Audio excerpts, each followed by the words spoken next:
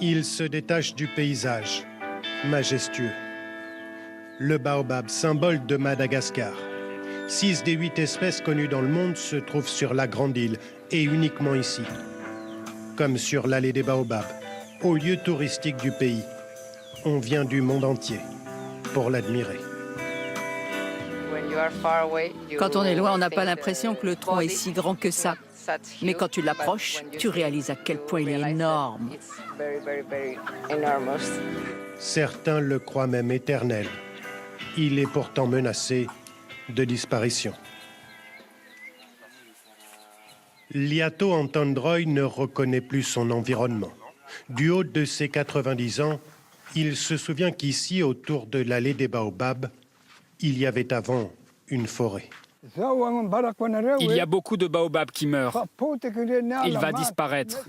Avant, il y en avait partout. Quand j'étais enfant, il y avait de la forêt partout et peu d'habitants. Mais ensuite, beaucoup de gens sont venus et ont commencé à couper la forêt. Couper la forêt, ou plutôt la brûler. Comme on peut le voir sur ces images d'un paysan qui met le feu, provoquant des dégâts considérables. À Madagascar, on appelle ça le tavi. Autrement dit, la culture sur brûlis, une pratique ancestrale qui constitue toujours, aujourd'hui, la base de l'agriculture malgache. Exemple avec ces paysans. Ils ont brûlé les terres où ils font aujourd'hui pousser leurs légumes. On plante des patates douces et du manioc. On les plante comme ça. Chaque année, avant de semer, il faut mettre le feu au champ. C'est triste que la forêt soit détruite, mais on n'a pas le choix. Il faut bien manger. Au fond du champ, un baobab est encore debout, donnant l'impression d'être encore en vie. Une illusion. On voit très bien ici que l'écorce a été sévèrement brûlée par le feu. Il est vraiment condamné, celui-ci. C'est le sort de la plupart des baobabs à l'intérieur des parcelles de brûlis. Très peu survivent. Depuis 8 ans qu'il étudie les baobabs à Madagascar, ce chercheur français en a vu disparaître des centaines de milliers. Un rythme qui suit l'allure infernale de la déforestation. Près de la moitié de la surface recouverte au début des années 60 a disparu.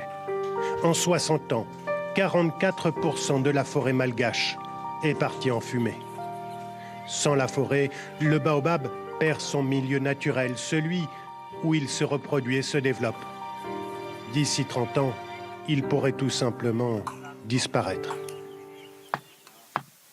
Et du coup, c'est tout un mode de vie qui se retrouve fragilisé.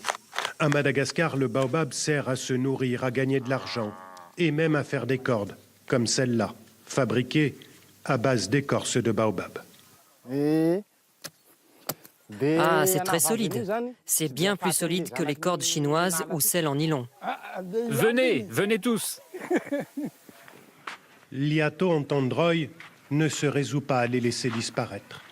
Régulièrement, il emmène les enfants de son village, à quelques mètres de l'allée des baobabs, pour une petite leçon. Les baobabs, c'est très important pour nous. C'est notre vie.